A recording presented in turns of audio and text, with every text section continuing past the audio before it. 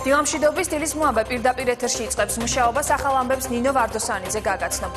არასამთავრობო ორგანიზაციების წარმომადგენლები დღეს გენერალურ აუდიტორში ხვდებიან. ორგანიზაციებს ლაშა თორდიასგან მომხდარ ინციდენტთან დაკავშირებით ინფორმაციის მოსმენა პირადად სურთ. არასამთავრობო ორგანიზაციები მიიჩნევენ, რომ 13 მაისს მომხდარი ფაქტი ორ ფიზიკურ პირს შორის დაპირისპირების ფარგლებს ხდება, რადგან საქმეში ყოფილი და მოქმედი მაღალი თანამდებობის პირები ფიგურირებენ. არასამთავრობოების ნაწილი ასევე აცხადებს, რომ გამოძიების პროცესი ბუნდოვანია, რაც კითხვის ნიშნებს აჩენს.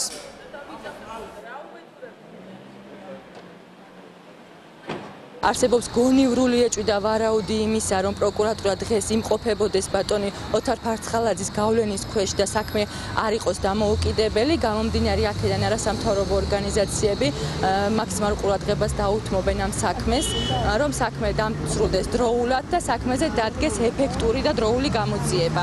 არც ერთი კომენტარი ჯერ სამართალდამცავების მხრიდან აღნიშნულ საქმეზე არ გაკეთებულა და პირიქით ჩვენ ვხედავთ იმას, რომ ძალიან ბუნდოვანია თუ რა ეტაპზე და როგორ მიმდინარეობს გამოძიება. პარალელურად ჩვენ ხედავთ, რომ გენერალური აუდიტორი არაერთ პრეტენზიას აცხადებს ასევე სამართალდამცავების მიმართ და ბუნებრივია საინტერესოა კონკრეტული დეტალები თუ როგორ რა ვითარებაში მოხდა აღნიშნული დაპირისპირება. ყოფილ მთავარ პროკურორსა და აუდიტის სამსახურის ხელმძღვანელს შორის მომხდარი ინციდენტის შესწავლა სახალხო დამცველმა დაიწყო. ომბუდსმენის განცხადებით არსებულ საქმესთან დაკავშირებით მას გარკვეული კითხვები აქვს. უჩენ ანუაშვილი საგამოძიებო ორგანოებისგან სწრაფ და ობიექტურ გამოძიებას ელოდება. სახალხო დამცველის აპარატი სპეციალური საგამოძიებო მექანიზმის შექმნის რეკომენდაციითაც გამოდის, რომელიც მოქმედი და ყოფილი სამართალდამცავების მხრიდან ჩადენილ სავარაუდო დანაშაულს შეისწავლის.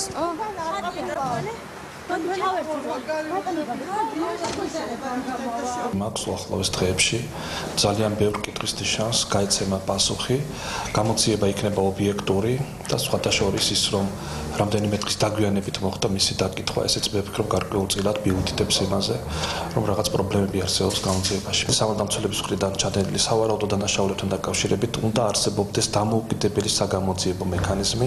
ეს არის ერთ-ერთი მთავარი რეკომენდაცია ჩვენი. საქალაქო სასამართლომ პროკურატურის შუამდგომლობა დააკმაყოფილა და თორნიკე კაჭარავას აღკვეთის ღონისძიების სახით პატიმრობა შეუფარდა.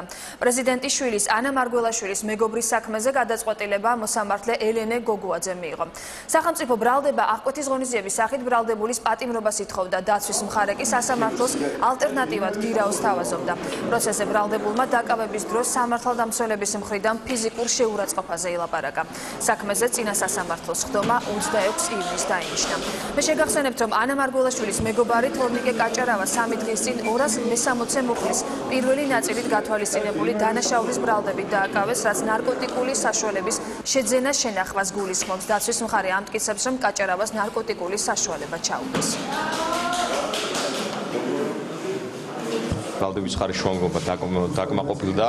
ბრალდებულ თორნიკე კაჭარავას აღკვეთის ღონისძიების სახით შეეფარდა პატიმრობა. საქმე ეხება განსაკუთრებით დიდი ოდენობით ნარკოტიკული საშუალების უკანონო შეძენა შენახვას და ამ მომენტში გამოძიების ამ ეტაპზე წარმომავლობის წყარო თუ საიდან მოხდა აღნიშნულ და საიდან მოიპოვა ბრალდებულმა თორნიკე კაჭარავამ ამ ეტაპზე დადგენილი არ არის.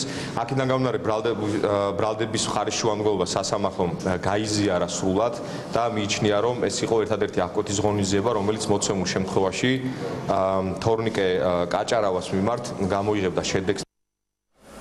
სამოქალაქო პლატფორმა ახალი საქართველოს ლიდერმა მთავარ პროკურატურას უფასო სასადილოებთან დაკავშირებით მოპოვებული მასალები გადასცა. გიორგი ვაშაძის განცხადებით პარტიის სოციალურ საკითხთა ჯგუფმა დედაქალაქის მასშტაბით მონიტორინგი განახორციელა, რის შედეგადაც გაირკვა, რომ ყოველწლიურად დაახლოებით 9 მილიონი ლარი არამიზნობრივად იხარჯება. ვაშაძის მტკიცებით პროგრამაში ჩართულ ბენეფიციართაგან სერვისით მხოლოდ 9 სარგებლობს. სამოქალაქო პლატფორმა ახალი საქართველოს ლიდერი აცხადებს, რომ უფასო სასადილოებში ადგილი აქვს მასშტაბურ კორუფციულ სქემას, რაზეც პროკურატურამ გამოძიება უნდა დაიწყოს. ჩვენ წარვადგინეთ აბსოლუტურად ყველა მასალა, რომელიც ამტკიცებს იმ მასშტაბურ კორუფციულ სქემას, რომელიც არის შექმნილი უფასო სასადილოებში. მეორე, ჩვენ დავაფიქსირეთ და კარგია ის, რომ პროკურატურას უკვე დაწყებული აქვს გარკვეული შესწავლა ამ მასალების და პრინციპში შევთანხმდით იმ საფუძვლიან ეჭვებზე, რომელიც ჩვენ გვაქვს ამ შემთხვევაში. მესამე, ჩვენ მივიღეთ პირობა, რომ აუცილებლად აღიძრება საქმე ამ საქმესთან დაკავშირებით და მეოთხე ჩვენ შევთანხმდით იმაზე, რომ ამ საქმეს ორივე მხარე ურთიერთთანამშრომლობით მიიყვანს ბოლომდე. სამტრედიაში ავტოსაგზაო შემთხვევას ერთი ადამიანის სიცოცხლე ემსხვერპლა. თვითმხილველების განცხადებით შუახნის ქალბატონი ადგილზევე გარდაიცვალა. შემთხვევის დროს ნისანის მარკის მსუბუქ ავტომობილში 3 მგზავრი იმყოფებოდა. დაშავებული ახალგაზრდა ქალი და მამაკაცი სამტრედიის რაიონულ საავადმყოფოში გადაიყვანეს. თვითმხილველები ამბობენ, რომ მაღალი სიჩქარით მოძრავი ნისანის მარკის ავტომობილი გაჩერებულ სატვირთო ავტომობილს შეეჯახა. მომხდართან დაკავშირებით შინაგან საქმეთა სამინისტრომ გამოძიება სისხლის სამართლის კოდექსის 276 მუხლის მეხუთე ნაწილით დაიწყო, რაც ტრანსპორტის მოძრაობის უსაფრთხოების ან ექსპლუატაციის წესის დარღვევას გულისხმობს, რამაც ადამიანის სიცოცხლის მოსპობა გამოიწვია.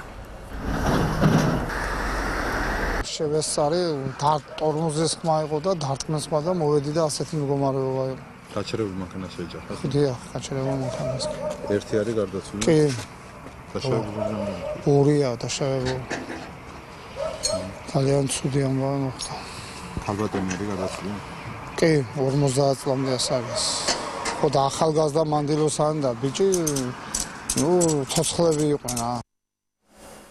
დღეს საკონსტიტუციო ცვლილებების განხილვის მეორე ეტაპი იწყება. ამჯერად კანონმდებლები ქვეყნის მთავარ კანონში შესატან ცვლილებებს ზესტაფონის მოსახლეობას გააცნობენ.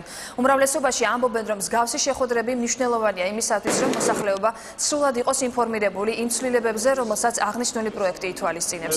ქართული ოცნების მოსაზრებას არიზიარებენ უმცირესობაში ევროპულ საქართველოში ამბობენ, რომ განხილვების მეორე ტალღა ეფექტიანი არ იქნება და ისინი საკითხზე პლებისციტის ჩატარების მომხრეები არიან. საერთო სახალხო განხილვას ფორმალობა დაფასებენ ერთიან ნაციონალურ მოძრაობაში და ამბობენ, რომ ისინი მეორე ეტაპზე განხილვაში მონაწილეობას არ მიიღებენ. განვითარებული დემოკრატიისათვის დამახასიათებელი ფორმა მიიღო ამ ასხთა დაპირისპირებამ და რასაკვირველია ჭერქვეშ ჯობია ამ საკითხებზე ვილაპარაკოთ და რაც შეიძლება მეტი ინფორმაცია უნდა მივაწოდოთ საზოგადოებას აღნიშნულთან დაკავშირებით. დამატებით შეხვედრებს არ გონია რაღაც ძალიან დიდი ეფექტი კონდეს. ჩვენ გვჭირდება გავიგოთ ხალხის აზრი ზუსტად. ამიტომ მიგვაჩნია, რომ ისევ პლებისციტი და ხალხის გამოკითხვა იქნება გაცილებით უკეთესი გზა იმისათვის, რომ მათი მოსაზრებები გავიგოთ და ამაზე დაფუძნებით მივიღოთ გადაწყვეტილება. დღევანდელი ხელისუფლება არ აპირებს, რომ შეცვალოს რეალურად ფორმატი ამ განხილვების და ეს იქნება ისევ რაღაცა დადგმული შოუ. შედეგი იქნება ზუსტად იგივე, რაც იყო პირველი რაუნდიდან ამ შეხვედრების და ამიტომ ჩვენ რადგანაც არ მოველით არანაირ განსხვავებულ მიდგომას, არ ვაპირებთ ამ შეხვედრებში მონაწილეობას. საზოგადოებრივი მოძრაობა დაიცავი კონსტიტუციის ფარგლებში პოლიტიკური პარტიები დღეს დიპლომატიური კორპუსის წარმომადგენლებს შეხვდებიან და კონსტიტუციაში შემავალ ცვლილებებზე ისაუბრებენ. მოძრაობის წევრები ამბობენ, რომ ახალი ცვლილებების პაკეტი ზღუდავს მოქალაქეების უფლებას პრეზიდენტი პირდაპირი წესით აერჩიონ. ასევე აკრიტიკებენ საარჩევნო სისტემის ახალ შემოთავაზებულ მოდელს. ნიკარურუას განცხადებით აღნიშნული ცვლილებები არადემოკრატიულია და მისი მიღება მოსახლეობის გვერდის ავლით ხდება. ეს არ არის არანაირი კონსტიტუციური ცვლილებები, ეს არის არსებითად ახალი კონსტიტუცია, რომელიც თავს მოხვეულია ქვეყანაზე. ის ართმევს ხალხს უფლებებს, პირდაპირ არჩევის უფლებას კონკრეტულად პრეზიდენტისა, ის ცვლის მთლიანად საარჩევნო სისტემას. ეს პროცესი არალეგიტიმურია, იმიტომ რომ ის ხდება საზოგადოების გვერდით ავლით, ის ხდება კონსენსუსის გარეშე. ოპოზიციური პარტიები საკოორდინაციო საბჭო ვენეციის კომისიას საარჩევნო სისტემის ცვლილებასთან დაკავშირებით საკუთარ წინადადებებს გადაუგზავნის. საბჭოს წევრების განცხადებით აღნიშნული წინადადებები მათ თავის დროზე კონსტიტუციაში შესატან ცვლილებებზე მომუშავე კომისიას გააცნეს, თუმცა მათი თქმით სახელმწიფო პარტიამ ოპოზიციის შენიშვნები არ გაითვალისწინა. 15 კვალიფიციური ოპოზიციური პარტიის მიერ მომზადებულ წინადადებებს ევროპული საქართველო და რესპუბლიკელები შეუერთდნენ. 17 პარტიის სახელით დოკუმენტი ვენეციის კომისიას დღეს გადაეგზავნება.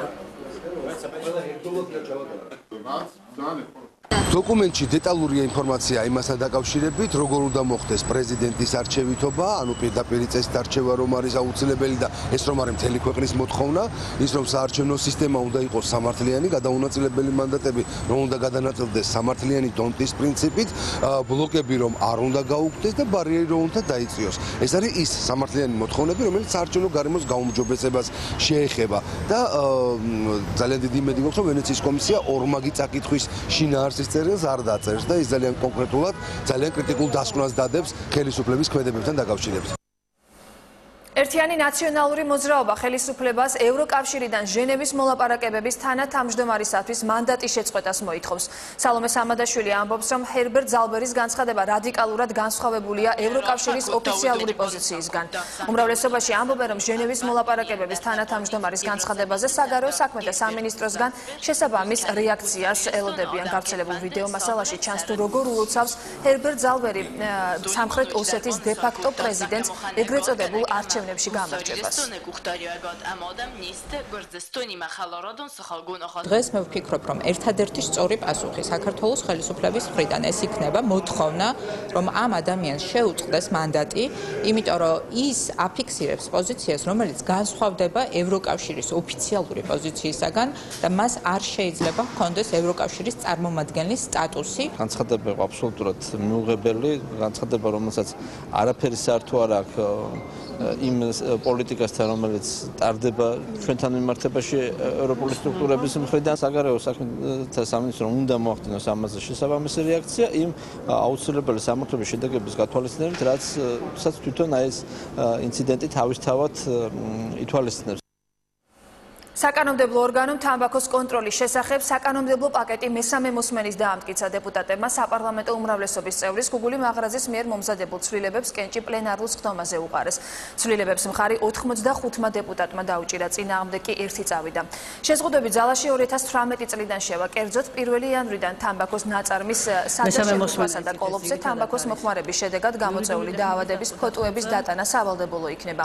ცვლილებების მიხედვით ასევე 2018 წლის 1 მაისიდან ყველა დახურულ სივრცეში თამბაქოს ნაწარმის ელექტრონული სიგარეტის და ჩილიმის მოწევა ეკრძალება. ამას გარდა 2018 წლის 1 მაისიდან თამბაქოს ნაწარმის რეკლამირებაც იქნება აკრძალული.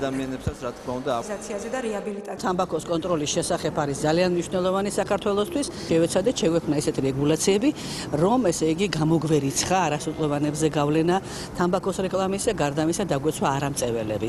წეველებს თუ უნდათ ისევე აგრძელებენ სიგარეტის გაყიდვა არ იკრძალება, ცხადია. სახალხო დამცველის 2016 წლის ანგარიშ საკომიტეტო მოსმენების შემდეგ დეპუტატები დღეს მიმდინარე სასესიო სხდომაზე მოისმენენ. ომბუდსმენის ანგარიში ყურადღება გამახვილებულია ოკუპირებულ ტერიტორიებზე არსებულ მდგომარეობაზე, ქალთა და ბავშვთა უფლებებზე. ხაზი გაესმება ხანდაზმულთა და შეზღუდული შესაძლებლობის მქონე პირთა საკითხს. სახალხო დამცველი ასევე ილაპარაკებს ეთნიკურ და რელიგიურ უმცირესობებზე. საპარლამენტო უმრავლესობა ომბუდსმენის რეკომენდაციების მოსასმენად მზადყოფნას გამოთქვამს. რომლის ერთ-ერთი რელიგიური ნიშნის ძალადობისა არაერთი მიმართულებით გვაქვს რეკომენდაცია, რომლის მიზანია ქვეყანაში ადამიანთა სტანდარტების ამაღლება და მე იმედი მაქვს, რომ პარლამენტი გაიზიარებს ჩვენს რეკომენდაციებს და ჩვენს ხედვებს. უსმენთ არგუმენტაციას, უსმენთ ინფორმაციას, რაღაცა დონეზე შეიძლება მხოლოდ ანალიზის გარეშე რაღაცა ინფორმაციულ დონეზე მოხდეს მის ანგარიში გარკვეული მოვლენების ასახვა, ამით გამოთქვათ ჩვენ შენიშვებს შევეცდებით, რომ საბოლოო დოკუმენტი, რომელიც ჩვენ უნდა მივიღოთ პარლამენტთან დადგენილების სახით, იყოს მაქსიმალურად პრაქტიკულ შედეგზე ორიენტირებული. ხმები არის, რომელიც რაც ფაქტობრივად, ასე ვთქვათ, ასახავს ქვეყანაში მიმდინარე პროცესებს, რაც შეეხება პარლამენტის პასუხს და კომიტეტის პასუხს, უნდა ვთქვათ, რომ სრულიად არაადეკვატური პასუხი. არასამთავრობო ორგანიზაციების წარმომადგენლები სამოქალაქო სექტორთან ერთად საქართველოს 5 თვითმმართველ ქალაქში პრესკონფერენციებს გამართავენ. ისინი ხელისუფლების ინიციატივის შესახებ თვითმმართველი ქალაქის გაუქმების და მათი კვლავ სათემო მუნიციპალიტეტებთან გაერთიანების თაობაზე გამოთქვამენ საკუთარ პოზიციას. ორგანიზაციის წარმომადგენლები ადგილობრივ საკრებულოებს მიმართავენ, რომ საჯარო განხილვის გარეშე ნაჩქარევი გადაწყვეტილება არ მიიღონ და მთავრობის ინიციატივას არ დათანხმდნენ. ცნობილი გახდა, რომ ამბროლაურის თემის საკრებულო დადებითი გადაწყვეტილება მიიღო ამასთან დაკავშირებით, ისე რომ მოსახლეობასთან კონსულტაციები არ გაუვლიო. ესეც პროცედურული დარღვევაა თავისთავად. ჩვენი მოთხოვნები არის ეს, რომ კიდევ ერთხელ კარგად გავიაზროთ თუ რასთან გვაქვს საქმე, იმიტომ რომ ჩვენ ნახეთ საკონსტიტუციო განხილვების დროსაც მოსახლეობის უმრავლესობა წინააღმდეგია ამ ასეთი ბრჭყალებში ოპტიმიზაციას. ვარშავაში საქართველოს პარლამენტის თავმჯდომარის ვიზიტი დაიწყო. ირაკლი კობახიძემ შეხვედრა პოლონეთის რესპუბლიკის პრეზიდენტთან გამართა. ვიზიტის პირველ დღეს ირაკლი კობახიძე და ცენტრალური და აღმოსავლეთ ევროპის პარლამენტების თავმჯდომარეები სამიტში მონაწილე ქვეყნების დელეგაციების ხელმძღვანელები პოლონეთის რესპუბლიკის პრეზიდენტმა ანჟეი დუდამ მიიღო. შეხვედრაზე ეროვნული პარლამენტების როლზე საერთაშორისო პოლიტიკაში უსაფრთხოების კუთხით არსებულ გამოწვევებზე და ქვეყნებს შორის სხვადასხვა მიმართულებით თანამშრომლობის პერსპექტივებზე ისაუბრეს. ირაკლი კობახიძე ვარშავაში ცენტრალური და აღმოსავლეთ ევროპის პარლამენტების თავმჯდომარეების სამიტში იღებს მონაწილეობას. სამიტის ფარგლებში საქართველოს პარლამენტის თავმჯდომარე მაღალი რანგის შეხვედრებს მართავს. კოლუმბიის საპორტო ქალაქ კარტახენაში აფეთქებების სერია სულ მცირე 6 ადამიანის სიცოცხლე ემსხვერპლა, 20-ზე მეტმა კი სხვადასხვა ხარისხის დაზიანება მიიღო. წინასწარი ინფორმაციით 2 აფეთქება ამერიკული გემთმშენებელი ქარხნის, მესამე კი კოლუმბიის გემთმშენებელი კორპორაციის ტერიტორიაზე განხორციელდა. აფეთქების შემდეგ ტერიტორიაზე ხანძარი გავრცელდა, თუმცა ის სახანძრო ბრიგადებმა მალევე ჩააქრეს. აფეთქების მიზეზი ამ ეტაპზე უცნობია. სამართალდამცველები ცდილობენ დაადგინონ, იყო თუ არა ინციდენტი წინასწარ დაგეგმილი. El incidente afectó a la corporación público-privada Cotecmar y a la empresa estadounidense Astivic. შეერთებული შტატების იუსტიციის დეპარტამენტმა წინასაარჩევნო კამპანიის პროცესში რუსეთის შესაძლო ჩარევის საკითხის გამოძიებისთვის სპეციალური პროკურორი დანიშნა. რობერტ მიულერი გამოძიების ფედერალური ბიუროს ყოფილი დირექტორია, რომელიც უწყებას 2001-2013 წლებში ხელმძღვანელობდა. მის დანიშვნას მიესალმებიან როგორც რესპუბლიკური, ასევე დემოკრატიული პარტიის წარმომადგენლები. თავის მხრივ რობერტ მიულერმა პირობა დადო, რომ დაკისრებული ვალდებულებების შესასრულებლად საკუთარი შესაძლებლობების მაქსიმუმს გამოვიდა. And to combat threats to our შეერთებული შტატების პრეზიდენტი მზად არის ჩრდილოეთ კორეასთან შეთანხმების მიღწევისთვის იმ შემთხვევაში, თუ ფხენიანი გარკვეულ პირობებს დაიცავს. ამის შესახებ დონალდ ტრამპმა სამხრეთ კორეის ლიდერის სპეციალურ წარმომადგენელთან საუბრისას განაცხადა. თუმცა ტრამპის თქმით, ის არ აპირებს აწარმოოს მოლაპარაკებები მხოლოდ საუბრის მიზნით. 15 წუთიან შეხვედრას ვიცე-პრეზიდენტი მაიკ პენსი, პრეზიდენტის მრჩეველი ეროვნული უსაფრთხოების საკითხებში გერბერტ მაკმასტერი და მრჩეველი ჯარედ კუშნერიც ესწრებოდნენ. ეს მუნ ჯე ინის მიერ სამხრეთ კორეის პრეზიდენტის პოსტის დაკავების შემდეგ ორი ქვეყნის ადმინისტრაციის წარმომადგენლებს შორის გამართული პირველი შეხვედრა იყო.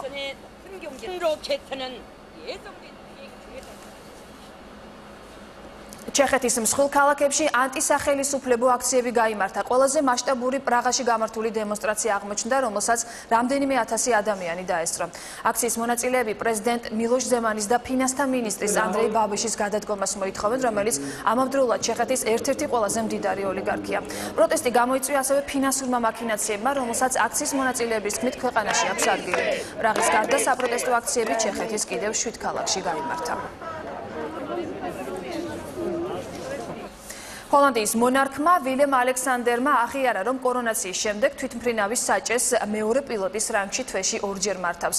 ამის შესახებ მონარქმა გამოცემა დე ტელეგრაფს განუცხადა. მისი თქმის, ის KLM-ის შვილობილი კომპანია City Hopper-ის თვითმფრინავებს მართავს, რომელიც ძირითადად ბიზნეს კლასის კერძო რეისებს ახორციელებს ევროპის ქვეყნებში. თუმცა ამჟამად Boeing 737-ის მართვას სწავლობს შორმანძილებზე რეისების განსახორციელებლად. ვილემ ალექსანდერი თვითმფრინავების 2013 წლამდე კორონაციამდეც მართავდა, თუმცა ვერავინ წარმოიდგენდა, რომ მეფედ კურთხევის შემდეგ ის ამ საქმიანობას განაგრძობდა. მისივე განმარტებით, მეორე მფრინავი მგზავრებთან საუბრის დროს ვალდებული არ არის თავი წარადგინოს, თუმცა მას ზოგიერთი მგზავრი ხმით ცნობდა. კამპანიის მოითხოვე ქართული პირველი გამარჯვებულები გამოვლინდნენ. 10 გამარჯვებული საქართველოს პრეზიდენტის ადმინისტრაციის უფროსმა გიორგი აბაშიშვილმა დააჯილდოვა. გამარჯვებულებს საქართველოს პრეზიდენტის ხელმოწერით სამახსოვრო სერტიფიკატები და 40-ზე მეტი ქართული კომპანიის სპეციალური პრიზები გადაეცათ. საპრეზიდენტო პროგრამა უკვე რამდენიმე თვეა მიმდინარეობს და მისი მიზანი ქართული პროდუქციის პოპულარიზაცია. პროექტი გრძელდება და მოქალაქეებს საშუალება აქვთ მომავალშიც მიიღონ კონკურსში მონაწილეობა. ყოველთვიურად 10 აქტიური მომხმარებელი, წლის ბოლოს კი 1 გამარჯვებული გამოვლინდება.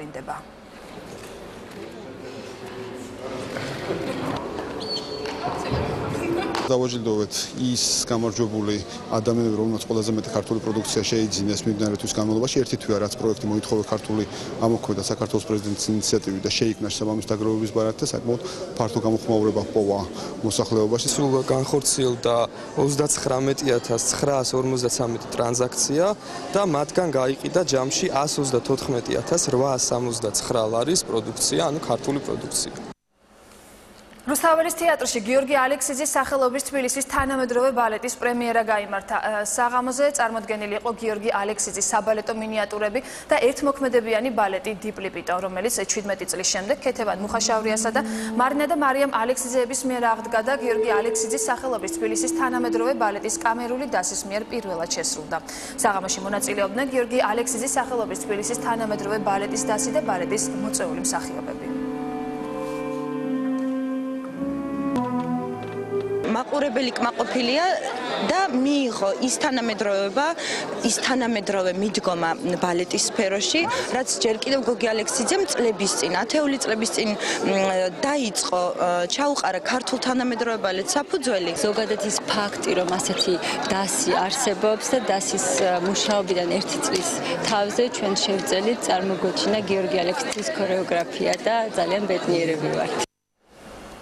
ფოთის ვალერიან გუნიას სახელობის პროფესიულმა თეატრმა საქართველოს სახელმწიფო პანტომიმის თეატრს უმასპინძლა მსახიობებმა შოთა რუსთაველის პოემა ვეფხისტყაოსანი სხეულის ენით გადმოსცეს. რეჟისორი თეატრის დამფუძნებელი ამირან შალიკაშვილია სპექტაკლი შოთა რუსთაველის დაბადებიდან 850 წლის იუბილეს მიეძღვნა.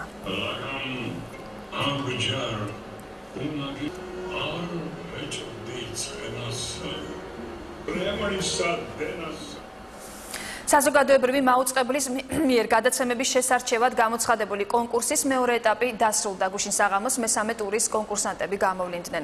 საუკეთესო პროექტები კი ივნისის შუა რიცხვებში გახდება ცნობილი. თითოეულ მიმართულებაზე რამდენ პრეტენდენტს ექნება საშუალება, რომ გადაცემის საპილოტო ვერსია წარადგინოს და საბოლოოდ რამდენ კონკურსანტს შორის მოუწევს კომისიას არჩევანის გაკეთება.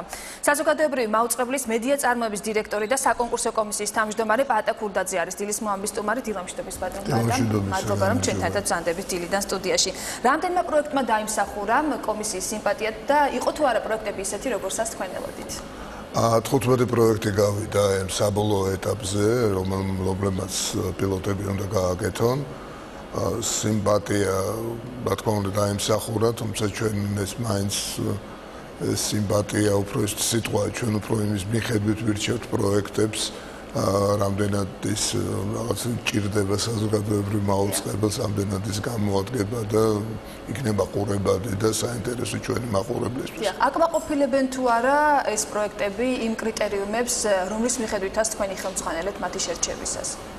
იმედი მაქვს, თუმცა ესეთი რაღაცა 100%-იანი კრიტერიუმები არ არსებობს. შეფასება ნებისმიერი ჟიური მთელ მსოფლიოში მაინც სუბიექტურია, იმიტომ რომ ის ცალკეული ინდივიდებისგან შედგება და დიდ პატივს ჩვენი კომისიის ყოველ წევრს თავისი გადაწყვეტილება გააჩნდა და ამდენად ეს კრიტერიუმები, ზოგადი კრიტერიუმები, რაც არის საზოგადოებრივი მაუწყებლის მას რა თქმა უნდა აკმაყოფილებს, ეს შეუძლებელია რომ ჩვენ გავცდეთ ჩარჩოს რაშიც უნდა ეჯდებოდეს საზოგადოებრივი მაუწყებლობა. იყო თუ არა მკვეთრი აზრთა სხვადასხვაობა კომისიის წევრებს შორის?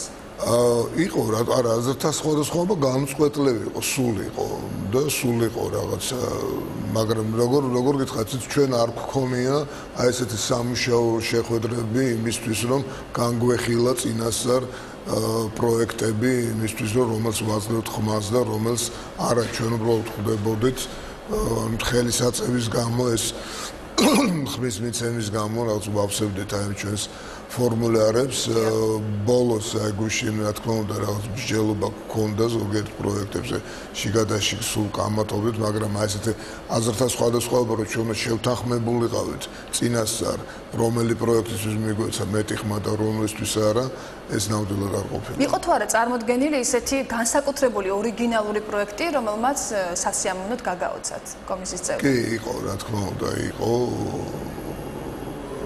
და არაერთი მხოლოდ მე თავ შევიკავებ ამ პროექტებს. უშუალოდ რომელ მიმართულებაზე იყო წარმოდგენილი საინტერესო პროექტი? თქვენ რომელს გამოარჩევთ პირადად? ძალიან გამის ამ ეტაპზე მე არ ვთვლი რომ ეს კორექტული იქნება, რაღაც მინიშნებები გავაკეთო აი მიმართულებებზე და პროექტებზე. თავად ავტორების მიმართ ან იმ ავტორების მიმართ, რომლებიც არ გავიდნენ შემდეგ ეტაპზე, ესა სრულად არ ნიშნავს ის პროექტები უვარგისია და ჩვენ რაღაც დავიწუნეთ იმის გამო რომ ცუდია იყო, რა თქმა უნდა ძალიან ბევრი, რომელიც არ აკმაყოფილებდა ელემენტარულ რაღაც მოვლებას თუ რაღაც არ ვიცი, მაგრამ მაინც თვლი რომ ამ ეტაპზე არ ღირს ლაპარაკი სანამ არ დამთავრდება პილოტებს სანამ არ შეუფასებთ. ჩვენი წინა საუბრის დროს ამავე ეთერში ჩვენ ვისაუბრეთ იმის შესახებ, რომ თქვენ ყურადღებას აუცილებლად მიაქცევდით პროექტის ავტორების გამოცდილებას, რაც ასევე ძალიან მნიშვნელოვანია. არიან თუ არა დღეს პროექტის ავტორებს შორის საზოგადოებისთვის ცნობილი ადამიანები? ესე საზოგადოებისთვის ცნობილი მე ამაში ცოტა არაკომპეტენტური ვარ, იმიტომ რომ არ ვიცი რა კრიტერიუმით ვიხელმძღვანელო, როდესაც საზოგადოებას ვამბობთ, რომელიც საზოგადოება ყავს ხედელობაში. უფრო ფართო საზოგადოება, რომელიც იცნობს ამ პროექტის ავტორები, როგორც წესი, არიან ხოლმე პროდიუსერები და არა ეს ცნობადი სახეებს, რასაც ვეძახეთ, ადამიანები, რომლებსაც ყოველდღიურად სხვადასხვა სატელევიზიო შოუებში ვხედავთ. მე ვთვლი, რომ უმეტესი მათგანი ცნობადი არის აი ამ პროფესიულ წრეებში, რომელიც ტელევიზიებს ქმნის საქართველოში. დანარჩენი ახლა ვერ გეტყვით, რომ რაღაც ესეთი როკოვარსკლავი რომელიც ქართველი იყოს. გასაგებია. როდიდან იწყებენ უკვე კონკურსანტები საპილოტო ვერსიის მომზადებას და რა ტექნიკური აღჭურვილობა ექნებათ ამისთვის? საპილოტო ვერსიების მომზადება დაიწყება უკვე ამ დღეებში, ამას დაგეგმავს ჩვენი ტექნიკური დეპარტამენტი და ბლოკი და რეჟისორი. დამთავრდება ეს პილოტების მომზადება, გაგრძელდება და დამთავრდება 9 ივნისს. ხოლო ტექნიკურად აბსოლუტურად ყველაფერი რაც ის შესაძლებლობა ჩვენ გაგვაჩნია ჩვენი რესურსი რაც არის ტელევიზიაში ყველაფერს გამოვიყენებთ. რა თქმა უნდა ჩვენ არ შეგვიძლია რომ საპილოტო ვერსიისთვის შევიძინოთ და შევქონათ უკაცრავად სრული დეკორაციები ტელეგადაცემებისთვის. მაგრამ ნუ შეძლების დაგვარად რაც შეგვიძლია ეს ჩვენ ტელევიზია იღებს ამას თავის თავზე და მაქსიმალურად სრულყოფილად დავეხმარებით ერთი და იგივე სტაფს რომ ეძახიან ჯგუფი იქნება რომელიც საპილოტებს შექმნის რომ შემდეგ რაღაც არ გაჩნდეს რაღაც სხვადასხვა შესახებ რომ ვიღაცას უკეთესი ოპერატორი ყავდა ვიღაცას უარესია რაღაც შევეცდებით რომ მაქსიმალურად ერთნაირი პირობები შეუქმნათ ტექნიკური ყველას და ხოლო დანარჩენი თავად როგორც რეჟისორი ვახსენე მე ეს მაგრამ რეჟისორი არ დგავს რეჟისორ შეუძლებს მხოლოდ კონსულტაცია გაუწიოს რაღაც კითხვაზე თორე ეს დანარჩენი ყველაფერი რაც შეეხება ინტელექტუალურ ნაწილს თავად უნდა შექმნა და გააკეთოს ჩვენ მხოლოდ მოვემსახურებთ. დიახ, რაც შეეხება ვიზუალურ მხარეს, გრაფიკული შეფუთვა ეს საკმაოდ ძვირადღირებული არის, რამდენად ექნებათ იმის საშუალება რომ გამოიყვანონ შესაძლებლობაც? ექნებათ საშუალება ალბათ, იცით ეს რაღაც ტექნიკური ნაწილია, კიდევ ვიმეორებ ეს დეკორაცია და ეს ძალიან რა თქმა უნდა ხმა ისეთ დიდ გრაფიკას, რომელიც ძალიან ძვირადღირებულია, ამას ესე ორი კვირის გულისთვის ვერ შევქმნით და ეს ძალიან ძვირი ჯდება ტელევიზიაში. თუმცა იქნება ის საშუალებები, რომლის საფუძველზე წარმოაჩენენ მაქსიმალურად პილოტის აზრი არ არის ის, რომ ის გავიდეს ეთერში, პილოტის აზრი არის, რომ მან ნათელი გახადოს ჩვენთვის თუ რაზეა ეს გადაცემა, როგორი შეფუთვა ექნება, ჩვენი კომისია პროფესიონალებით არის დაკომპლექტებული და ჩვენ არ გვჭირდება აუცილებლად ზუსტად საბოლოო სახე იმისთვის, რომ მივხვდეთ ეს გადაცემა ივარგებს თუ არ ივარგებს, მოეწონება თუ არა ჩვენს მაყურებელს, როდესაც იდეა აზრი შევიქმნათ. დიახ. ახალი სეზონისთვის ჩვენ ვიცით რომ საზოგადოებრივი მაუწყებელი ახალ სერიალებს შესთავაზებს მაყურებელს, რა ხდება სერიალებთან დაკავშირებით, კონკურსი რა ეტაპზეა? კონკურსი საბოლოო ეტაპზე გადავიდა, ახლა 22-23-ში ჩვენ უკვე გვექნება გასაუბრება იმ ავტორებთან, რომლებიც ფინალურ ეტაპზე გადავიდნენ, ეს არის ორი მიმართულება დეტექტიური ჟანრი და მძაფრსიუჟეტიანი ტელესერიალის ჟანრი, რომელსაც ჩვენ ვფიქრობთ, რომ გავიდეს ვიკენდის ბადეში, ანუ შაბათს და კვირას და გვექნება მელოდრამა, რომელიც რამდენჯერმე გავა კვირაში. მელოდრამიდან გავიდა 5 სცენარი, დეტექტივიდან გავიდა 10. ну ჩვენ უკვე ამ ორ დღეში 22-23-ში შევეცდებით ვალდებულები ვართ გამარჯვებულები გამოვავლინოთ აი ამ ორი სერიალიდან. ამ ეტაპზე დიახ საზოგადოებრივი მაუწყებელი აკეთებს აქცენტს გასართობ შემეცნებით გადაცემებზე, იქნება ისეთი გადაცემები ჩაშვებული, როგორსაც ითვალისწინებს კანონმდებლობა, რაც ევალება რეალურად საზოგადოებრივ მაუწყებელს. თუმცა ჩვენ ვიცით, რომ საკმაოდ დიდი აქცენტი ასევე გაკეთდება პოლიტიკაზე, საპარლამენტო ცხოვრებაზე, როდის გამოცხადდება ტენდერი პოლიტიკურ შოუებზე? პოლიტიკურ შოუებზე მე ვერ გეტყვით სიმართლე გითხრა, როდეს გამოცხადდება ეს სამუშაო პროცესშია და რაღაცა თან მე იმდენად ვარ ხა დაკავებული მეორე ტელევიზიის მეორე ნაწილით, რომელსაც მე ხელმძღვანელობ მედია წარმოებით ჩვენ არ გვეხება. მე რა თქმა უნდა ყველაფერი მეხება აბსოლუტურად, რაც ტელევიზიაში ხდება, ისევე როგორც თქვენ ჩვენ ყველას თანამშრომლებს, მაგრამ აი ეს ზუსტად როდის გამოცხადდება, ეს ცნობილი ჯერ არ არიან რა გამოცხადდება. მე ამ და ზუსტი თარიღი, როდესაც გვეცოდინება უკვე რომელი პროექტები არიან გამარჯვებულები. ეს პილოტების შემდეგ პროექტები, რომელსაც ჩვენ კომისიей ჩავთვლით, რომ უნდა ჩაეშვას წარმოებაში, ჩვენ ვაკეთებთ ამის შესახებ მხოლოდ რეკომენდაციას გენერალური დირექტორის სახელზე და გენერალური დირექტორი იღებს სრულიად აბსოლუტურად საბოლოო გადაწყვეტილებას, მხოლოდ მისი ხელმოწერის შემდეგ უკვე ჩაეშვება და უკვე ზაფხულში უკვე დაიწყება მზადება, ჩაწერები, მომზადება ამ გადაცემებისთვის. ძალიან დიდი მადლობა მოხსენებისთვის დილის მოამბეში.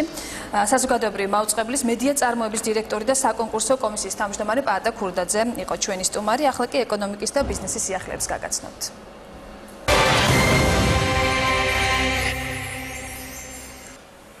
კახეთსა და სამეგრელო ზემოსვანეთის რეგიონებში მყარი ნარჩენების მართვის საკითხებზე იმსჯელეს შეხვედრაზე ნარჩენების მართვის ტექნიკურ-ეკონომიკური კვლევის შედეგების პრეზენტაცია გაიმართა.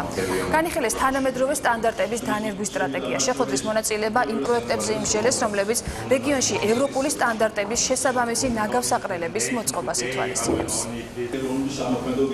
ეს მოიცავს და გულისხმობს ახალი ევროსტანდარტების რეგიონული ნაგავსაყრელების მშენებლობას, ძველი არსებული ნაგავსაყრელების დახურვას, ნარჩენების გადამტვირთი სადგურების მოწყობას და ნარჩენების მართვის სისტემების გაუმჯობესებას.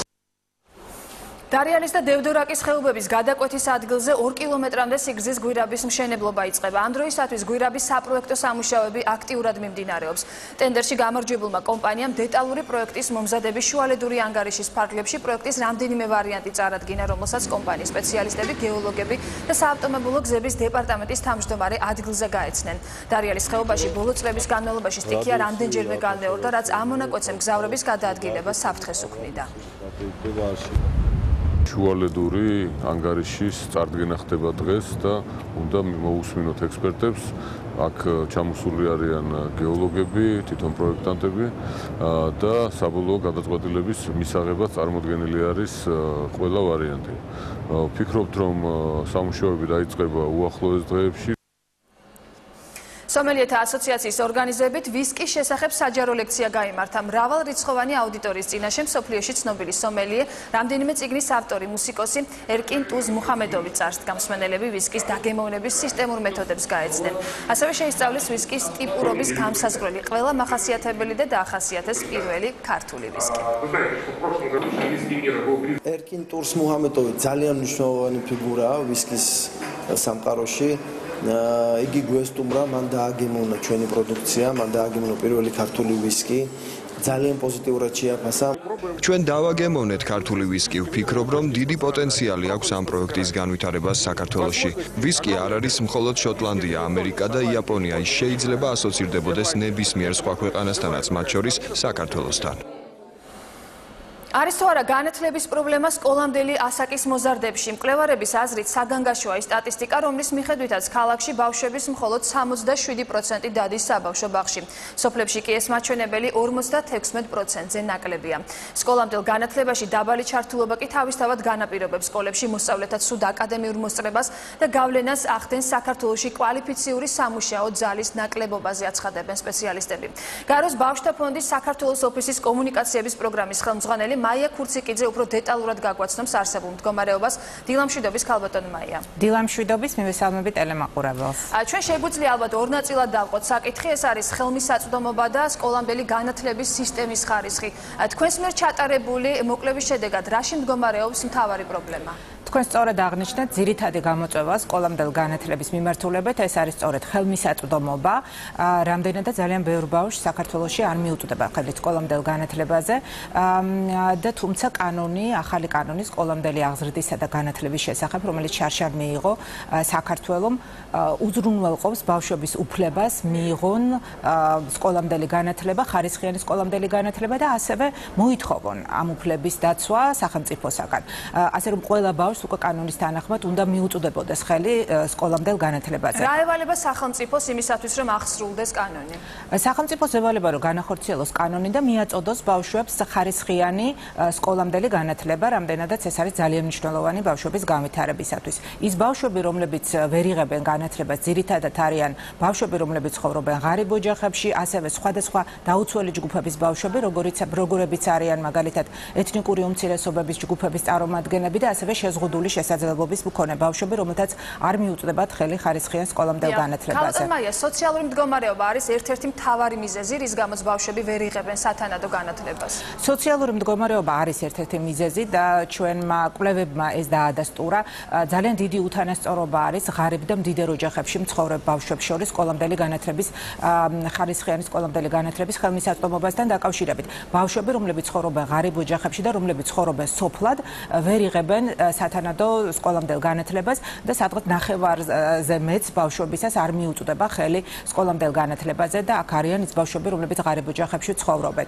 სიღარიბე ნამდვილად არის ერთ-ერთი მიზეზი და ამიტომ სახელმწიფოს მოვალეობაა, ჩვენი მოვალეობა არის, რომ ბავშვებს, რომლებიც ცხოვრობენ ღარიბ ოჯახებში და ასევე სოფლად, მათ ყველა პირობა შეუქმნან იმისათვის, რომ ამ ბავშვებს ჰქონდეთ საშუალება მიიღონ განათლება. თბილისში უკვე არის პროგრესი ამ მიმართულებით, რასაც ალბათ ვერ ვიტყვით რეგიონებზე, თქვენც აღნიშნეთ, სადაც საბავშვო ბაღებისთვის შესაბამისი ინფრასტრუქტურა არ არსებობს, ამიტომ განათლების ხარისხზე ალბათ აქ უკვე ზედმეტია ლაპარაკი.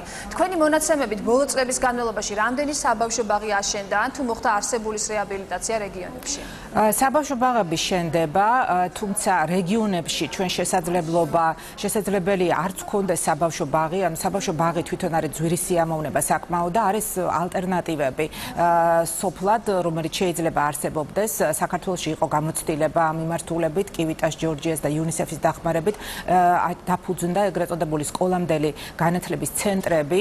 ეს შეიძლება არსებობდეს სკოლის შენობაში, სხვადასხვა შენობებში, სადაც ბავშვებს მიეწოდებათ შესაბამისი სკოლამდელი განათლება. თუ არ არის თქვათ რომელიმე სოფელში საკმარისი რაოდენობის ბავშვები, ამ ბავშვებს უნდა ჰქონდეთ საშუალება მიიღონ სკოლამდელი განათლება და თუ ეს არ მოხდება ბაღში, როგორც ესე დაწესებულებაში, შესაძლებელია არსებობდეს ალტერნატიული ცენტრები. მთავარი არის, რომ ბავშვებს მიეწოდოთ სკოლამდელი განათლება. თუმცა ასევე მე გამოვყოფდი მეორე მიზეზს, რომელიც თქვენ ადრე ახსენეთ, ეს არის სკოლამდელი განათლების ხარისხი. რამდენადაც ხარისხი სწორედ არის განმსაზღვრელი ფაქტორი ის თუ როგორ განათლებას იღებენ ბავშვები საქართველოში და აქ ძალიან სერიოზული პრობლემები გვაქვს ჩვენ და კანონის თანახმად, რომელიც ახლა მიიღეს, უნდა ამუშავდეს რამდენიმე სტანდარტი, უნდა დაინერგოს და განხორციელდეს. ერთ-ერთი მათგანი ეს არის საგანმანათლებლო სტანდარტი და აღმზრდელ პედაგოგის სტანდარტი. ახალი კანონმდებლობით მთავარი ინოვაცია იმაში არის სწორედ, რომ გაძლიერდა განათლების კომპონენტი სკოლამდელ აღზრდაში და განათლებაში, რომელიც ადრე არ იყო.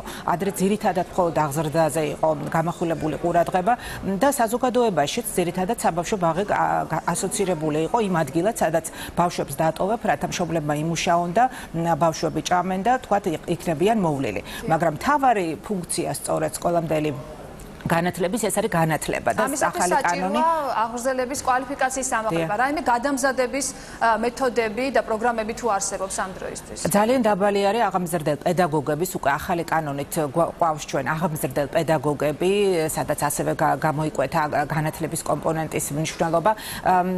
ახალი კანონით სწორედაც რომ იმ აღამზრდელ პედაგოგის სტანდარტი, რომელიც შემუშავდა, ეს ითვალისწინებს მასწავლებლების გადამზადებას და განათლების სამინისტრო, რომელიც პასუხისმგებელი არის საგანმანათლებლო სტანდარტების დანერგვაზე, განხორციელებაზე და ასევე მონიტორინგზე, ვალდებული არის შექმნას სწორედ გადამზადების მექანიზმი, რათა ყველა პედაგოგი, რომელიც ბავშვებთან შედის, იყოს გადამზადებული და მომზადებული შესაბამისად იმისათვის, რომ ბავშვებს მიაწოდოს ხარისხიანი სკოლამდელი განათლება. დღესდღეობით პედაგოგები განათლებაც არ აქვს ზოგს უმაღლესი იმ პედაგოგებს, რომლებიც საბავშვო ბაღებში არიან. ძალიან ძალიან დაბალი არის მათი კვალიფიკაცია და ეს ნამდვილად ვერ მოგცემს ჩემს იმის გარანტიას, რომ ბავშვები ნორმალურ განათლებას მიიღებენ.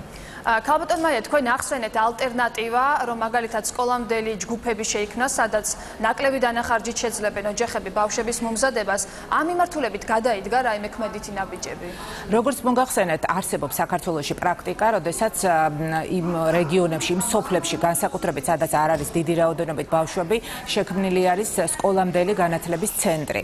ეს შეიძლება, როგორც აღნიშნა, იყოს სკოლის შენობაშიც. თუმცა კანონი ზღუდავს, ახალი კანონი ზღუდავს აი ამ ცენტრების მუშაობას და ის ამბობს, რომ 9 საათი უნდა მიმდინარეობდეს სწავლება საბავშვო ბაღში, რათა მას მიენიჭოს შესაბამისი ავტორიზაცია. ეს არის ის საკითხი, რომელიც შემდგომ შესწავლას საჭიროებს, რამდენადაც ჩვენი მთავარი ამოცანა არის, რომ ყველა ბავშვი საქართველოში ხელი მიუწვდებოდეს განათლებაზე და სახელმწიფოს უკვე ვალდებულება არის, რომ უზრუნველყოს ბავშვების ეს უფლება. ამიტომ იმ რეგიონებში, სადაც სკოლები არ არის, შესაძლებელი უკაცრავად საბავშვო ბაღები არ არის, შესაძლებელია არსებობდეს სკოლამდელი განათლების ალტერნატიული ცენტრები. მთავარი არის, რომ ბავშვები იღებდნენ ამ ცენტრებში შესაბამის განათლებას. თუ კი ბავშვი ვერ მიიღებს სათანადო სკოლამდელ განათლებას, როგორ აისახება ეს მის შემდგომ განვითარებაზე? ეს ძალიან უარყოფით აისახება ბავშვის განვითარებაზე. ანუ თუ ბავშვი არ არის ჩართული სკოლამდელ განათლებაში, ძალიან ბევრი კვლევით, არამარტო საქართველოში, არამედ მსოფლიოს მასშტაბით დადასტურდა, რომ ბავშვი, რომელიც ჩართული არის სკოლამდელ განათლებაში, ის უკეთ სწავლობს სკოლაში და გარდა ამისა, ის იძენს იმ აუცილებელ უნარჩვევებს სკოლამდელ დაწესებულებაში, რაც მას გამოადგება შემდგომი ცხოვრებისათვის სკოლაში და სხვა ასპარეზზე მოღვაწეობისათვის. გარდა ამისა, ეს ბავშვი არა მარტო უკეთ სწავლობს სკოლაში, არამედ შემდგომ უფრო წარმატებული მოქალაქე არის, უფრო წარმატებული მუშახელი არის შრომით ბაზარზე და ამდენად თავისი დოვლათი შეაქვს უკვე ქვეყნის ეკონომიკის განვითარებაში. ასე რომ სკოლამდელი განათლება არა მხოლოდ ბავშვის განვითარებისათვის არის მნიშვნელოვანი, არამედ სახელმწიფოს განვითარებისთვის და ეკონომიკის ზრდისთვის და ეს ნობელის პრემიის ლაურეატმა ჯეიმს ჰეკმანმაც დაადასტურა, რომელმაც თქვა, რომ თითოეული $1 სახელმწიფოს მიერ ჩადებული სკოლამდელ განათლებაში მას უკან უბრუნდება 7 მაგათ და 10 მაგათ. ასე რომ ინვესტიცია სკოლამდელ განათლებაში არის ინვესტიცია არა მარტო ბავშვის მომავალში, არამედ ქვეყნის განვითარებასა და ეკონომიკის ზრდაში. დიახ, სწორედ ამ თემაზე გაიმართა ფორუმი მსოფლიო ბანკის, UNICEF-ის და AICET-ის ერთობლივი მონაწილეობით და სწორედ ამ ფორუმზე გახდა ცნობილი, რომ ხელისუფლება ამზადებს სტრატეგიას, თუ როგორ უნდა გაუმჯობესდეს მდგომარეობა. ეს განცხადება გააკეთა განათლების კომიტეტის თავმჯდომარემ. რეკომენდაციები, რომელიც ექნება UNICEF-ს, რამდენად იქნება თქვენი აზრით გათვალისწინებული ხელისუფლების მიერ იმისათვის, რომ ეს სტრატეგია რეალურ საჭიროებებზე იყოს მორგებული? მთავარი ამოცანა ამჟამად არის, რომ განხორციელდეს კანონი სკოლამდელი აღზრდისა და განათლების შესახებ და იმ სტანდარტები, რომელიც ამ კანონით არის გათვალისწინებული, ეს არის რამდენიმე მიმართულების სტანდარტი, არა მარტო საგანმანათლებლო სტანდარტი, არამედ ეს არის წყლის სანიტარული და ჰიგიენის სტანდარტი, ეს არის აღზრდა პედაგოგის სტანდარტი, კვების სტანდარტი და ინფრასტრუქტურის, ანუ ფიზიკური გარემოს სტანდარტი. ეს სტანდარტები უნდა დაამტკიცოს საქართველოს მთავრობამ იმისათვის, რომ შესაძლებელი გახდეს უკვე ამ სტანდარტების დანერგვა სკოლამდელ დაწესებულებებში. უნდა ყოფილიყო ეს აპრილამდე, თუმცა ახლა გადაიდო ოქტომბრამდე და ჩვენ იმედი გვაქვს, რომ მთავრობა რაც შეიძლება მალე დაამტკიცებს ამ სტანდარტებს, რათა უკვე შესაძლებელი გახდეს აი მონიტორინგი იმისა, თუ როგორ ახორციელებს უკვე სკოლამდელი დაწესებულებები ამ სტანდარტებს და შემდგომ უკვე ყველა სკოლამდელი დაწესებულება, მათ შორის კერძო ბაღებიც, ვალდებულნი იქნებიან სწორედ აი ამ სტანდარტების, ახალი სტანდარტების შესაბამისად იმოქმედონ და ეს კი ხელს შეუწყობს სწორედ იმ სკოლამდელი განათლების ხარისხის გაუმჯობესებას და ასევე ხელმისაწვდომობის გაუმჯობესებას. მთავარი არის, რომ მოხდეს ამ სტანდარტების დანერგვა და შემდგომ მისი ეფექტიანი მონიტორინგი. ძალიან დიდი მადლობა ქალბატონ მაია გადაცემაში მონაწილეობისთვის. გაეროს ბავშვთა ფონდის საქართველოს ოფისის კომუნიკაციების პროგრამის ხელმძღვანელი მაია ქურციკიძე პასუხობდა დილის მოამბის შეკითხვებს, ახლა კი მსოფლიო ეკონომიკის და ბიზნესის სიახლეებს გაგაცნობთ. თეთრ სახლში პოლიტიკური სკანდალის ფონზე დოლარის კურსმა მსოფლიოს წამყვანი 6 ვალუტის მიმართ ვარდნა განიცადა. ოქროს ფასი კი ლონდონის ბირჟაზე ბოლო 2 კვირის მაქსიმუმამდე გაიზარდა. ანალიტიკოსების აზრით, დოლარის გაუფასურება შტატების პრეზიდენტის დონალდ ტრამპის ირგვლივ ბოლო დღეებში განვითარებულმა პოლიტიკური სკანდალების ტალღამ გამოიწვია, რადგან ინვესტორებმა დაკარგეს ნდობა, რომ ტრამპი ბიზნეს გარემოს წაახალისებს. პესიმისტურ პროგნოზებს აკეთებენ დასავლეთის წამყვანი საინვესტიციო ბანკები და ვალუტით მოვაჭრეები. ანალიტიკოსების ვარაუდით მოსალოდნელია, რომ მაისის ბოლომდე ამერიკული დოლარი ევროს, იენის და კანადური დოლარის მიმართ 2%-ით გაუფასურდეს, თუმცა ივნისისთვის შესაძლოა დასტაბილურდეს. ჟენევაში სოტყვის აუქციონზე ცისფერი და ვარდისფერი ბრილიანტი საყურების ორი წყვილი რეკორდულ ფასად 57 მილიონ დოლარად გაიყიდა. მსხლის ფორმის საყურების ორივე წყვილი, რომელთაც ბერძნული ღმერთების სახელები აპოლონი და არტემიდა ეწოდებათ, ერთმა მყიდველმა შეიძინა, რომლის სახელიც არ საჯაროვდება. აქამდე რეკორდი თეთრი ბრილიანტი საყურეს ჰქონდა მოხსნილი, რომელიც ნოემბერში 17 მილიონ 700,000 დოლარად გაიყიდა. და რაც შეეხება ეროვნული ვალუტის კურსს, დღეს 1 დოლარი 2 ლარი და 51 თეთრი ღირს, 1 ევრო 2 ლარი და 67 თეთრი. 1 ფუნტი სტერლინგი შეძენა 3 ლარად და 12 თეთრად შეგიძლიათ, 100 რუსული რუბლი 4 ლარი და 25 თეთრი ღირს, 1 თურქული ლირა კი 67 თეთრი. და სპორტის სიახლეები, რომელსაც გიორგი თვალობეიშვილი წარმოგვიდგენს. მოგესალმებით, დილამშვიდობის. იუვენტუსი იტალიის თასის მფლობელი გახდა, რეალი თითქმის ესპანეთის ჩემპიონია, ხოლო მონაკომ საფრანგეთში პარი სენ-ჟერმენის ჰეგემონია დაამხო. გუშინ ძალიან საინტერესო მატჩები გაიმართა ევროპაში და ცოტა ხანში ამის შესახებ ვილაპარაკებთ. ტურინის იუვენტუსმა წლევანდელ სეზონში პირველი ტიტული მოიგო, მან მოიპოვა იტალიის თასი, როცა გუშინ ფინალში დაამარცხა რომის ლაციო ანგარიშით 2-0. პირველივე ტაიმში პრაქტიკულად გადაწყვიტა ამ შეხვედრის ბედი იუვენტუსმა 2 უპასუხო გოლის გატანა მოახერხა მან რომაელების კარში. პირველი გოლი დანი ალვესმა გაიტანა ალექსანდროს ჩაწოდების შემდეგ და ანგარიში გახდა 1-0. ბრაზილიელების კომბინაცია მართლაც კარგი სანახავი იყო. ალექსანდრომ ფოტოშორის მეორედ გამოიჩინა პირველ ტაიმში თავი, როცა უკვე ლეონარდო ბონუჩის გაატანინა, თუმცა სანამ მეორე გოლი გავიდა ლაციოს გარში, მანამდე კიდევ ერთი რეალური მომენტი ჰქონდა იუვენტუსს, როცა ჯერ იბალამ დაარტყა, გაითამაშა მეკარე სტრაკოშამ და მანვე ალბანელმა გოლკიპერმა შემდეგ უკვე ურთულესი ბურთი აუღო იგუაინს. 1-0 ანგარიში შენარჩუნდა, მაგრამ ცოტა ხნით კუთხურიდან გათამაშებული კომბინაცია ალექსანდროს პასი და ლეონარდო ბონუჩის ზუსტი დარტყმა 2-0 და პირველ ტაიმში უკვე სოლიდური უპირატესობა ჰქონდა იუვენტუსს.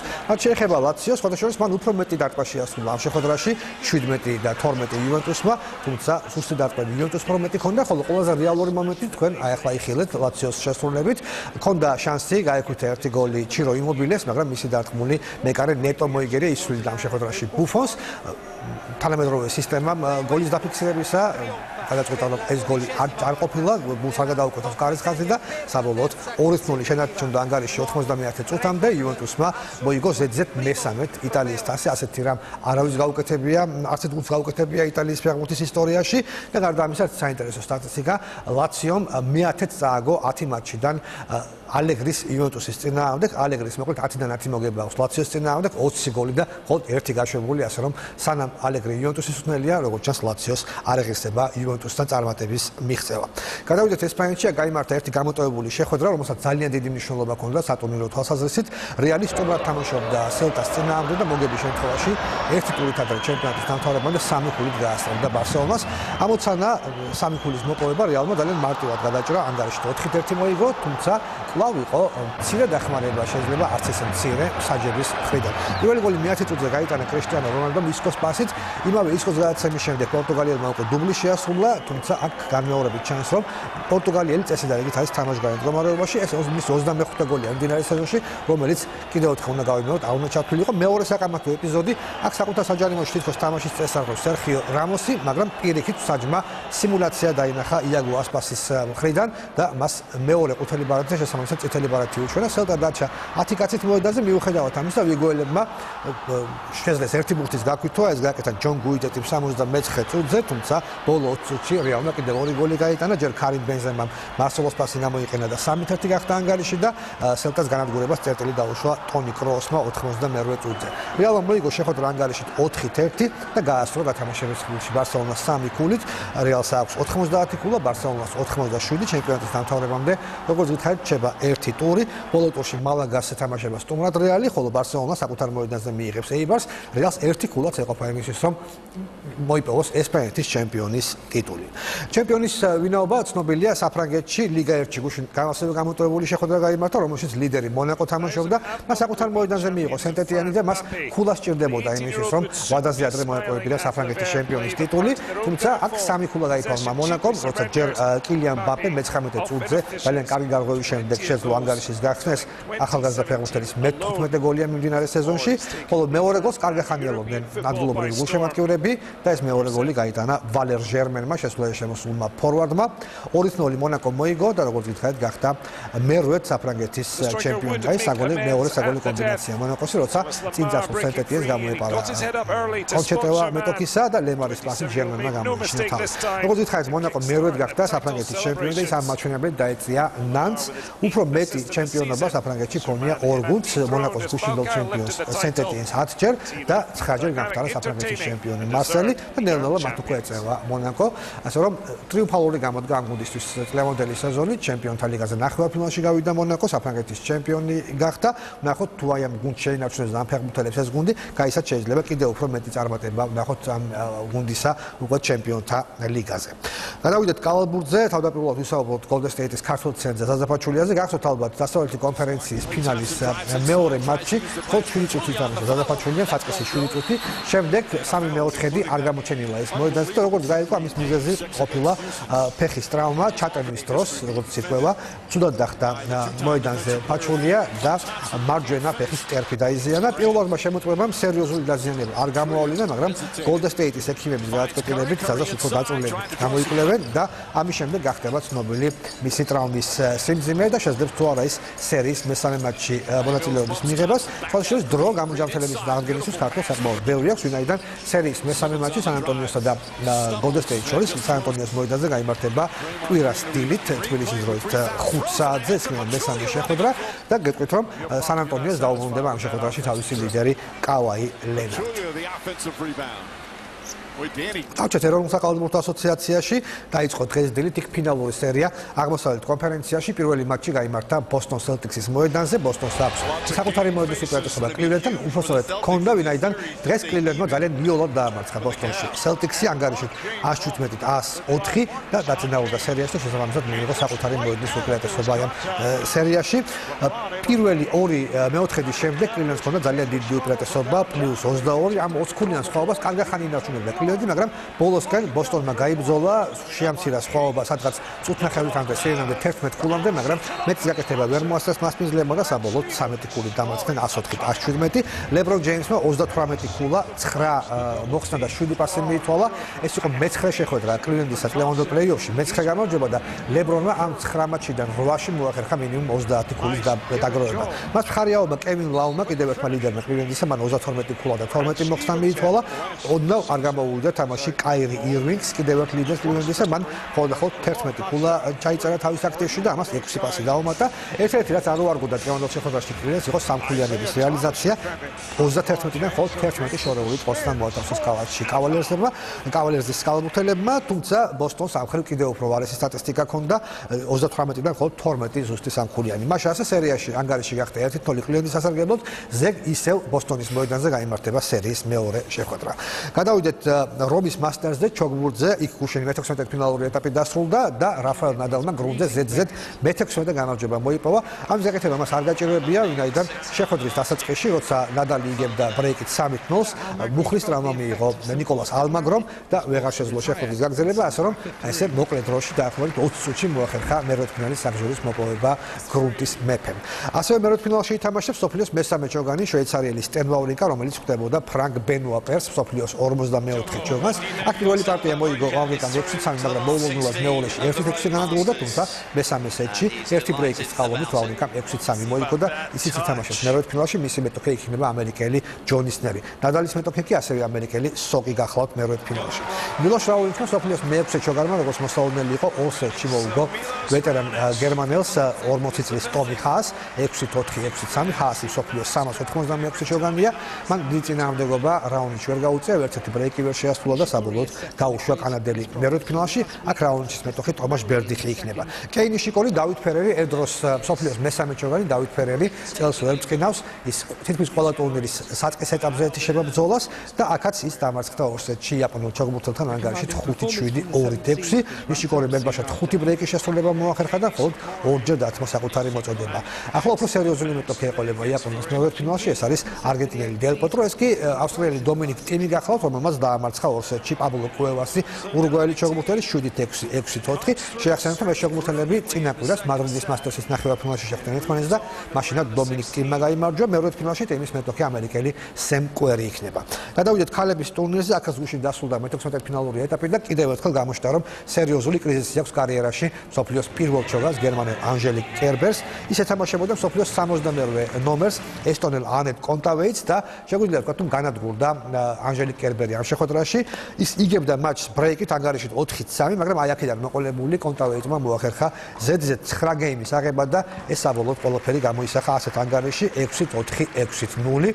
წააგო კერბერმა კვლავ ერთ-ერთი ტურნირის ნაადრევ ეტაპზე ეს მეოთხე შემთხვევაა წლევანდელ სეზონში, როცა კერბერი პირველივე წრეში ეთეშება ბრძოლას და კონტავეიტი გავიდა მეორე ფინალში. შეგახსენებთ, რომ ანჟელიკ კერბერმა თავის კარიერაში მესამედ აი ამ ორშაბათს ჩაიბარა ლიდერობა კლასიფიკაციაში, ჯერჯერობით მას ხუათა მარაგი ყოფნის იმისთვის, რომ შეინარჩუნოს პირველი ადგილი რეიტინგში, თუმცა მალე იქ დაიწყება როლან გაროსი და მას უკვე კონკურენტები შეუტოვონ და შეიძლება დაკარგოს ლიდერობა პროფესიულ ტურში გერმანელმა. და ბოლოს ჰოკეის ეროვნული ლიგა, აქ აღმოსავლეთი კონფერენციის, დღესდღეობით აღმოსავლეთი კონფერენციის ფინალური სერიის მესამე მატჩი გაიმართა, ოტავა საკუთარ მოედანზე მას მიუღია პიტსბურგს. პირველი ორი მატჩის შემდეგ ანგარიში იყო სერიაში 1-1 და დღეს ოტაველებმა ძალიან იოლად დაამარცხეს პიტსბურგი ანგარიშით 5-1 საკუთარ მოედანზე და სერიაში წინ გავიდნენ 2-1. ყველაფერი ამ შეხვედრაში გადაწყდა პირველ პერიოდში 52 წამზე გახსნა ანგარიში მაიკოფანმა, შემდეგ კი მე-10-დან მე-12 წუთამდე დაახლოებით 2 წუთის და 18 წამის ინტერვალში კიდევ სამჯერ აიღეს პიტსბურგის კარი. ოტაველებმა ეს გააკეთა მარკ მეტოტმა, ბრასარმა და ზაკ სმითმა და 4-0 შემდეგ პრაქტიკულად მატჩის ბედი გადაწყვეტილი იყო. მეორე პერიოდში კიდევ ერთი შაიბა შეაგდო ოტავამ 5-0 იყო ანგარიში და ერთ-ერთი რაც პიტსბურგმა მოახერხა იყო ერთი საფასუხო შაიბა მესამე პერიოდში, რომელიც ანგოლის ლიდერმა და კაპიტანმა სიდნი კროსბიმ გაიტანა. მაშ ასე ოტავამ მოიგო მატჩი 5-1, იგებს სერიას 2-1 და შემდეგი მატჩით სწორედ სენატორების მოედანზე გაიმართება და ნახოთ შეძლებს თუ არა პიტსბურგი დაწევას და რევანშის აღებას მეტოქისთვის. მადლობა გიორგი. ასეთი იყო სპორტის სიახლეები. დილის მოამბე დასრულებულია, ჩვენ გემშვიდობებით ხვალამდე 12 საათისთვის განვითარებულ მოვლენებს კი ვიზა ციკლოვანი გაგაცნოთ, ასე რომ დაელოდეთ ნახვამდის.